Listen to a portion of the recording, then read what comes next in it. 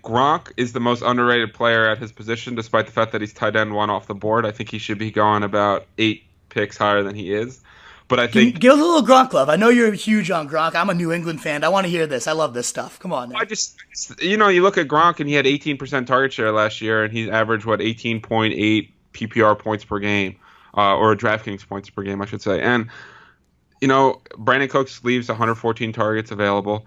There's no Julian Edelman the first 4 games of the year. I know everyone's all in on Chris Hogan, but if we're going to be completely honest, Chris Hogan's not this amazing receiver.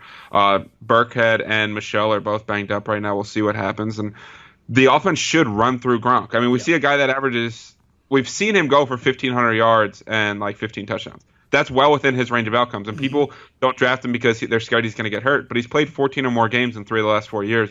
And it would be 15, but last year, he tried to kill Tre'Davious White. So – and got suspended for that. But, I just think people are scared of Gronk injuries. But this is the most dominant player at a very thin position that can legit put up wide receiver 1 numbers. Like, he can score more fantasy points than Michael Thomas or Julio Jones or Odell Beckham. Like, he can do that. I mean, I think he ended up with, 214 or 240 last year. I forget which number. One of those two. But obviously that's a big difference. But I just remember the fourth. Anyway.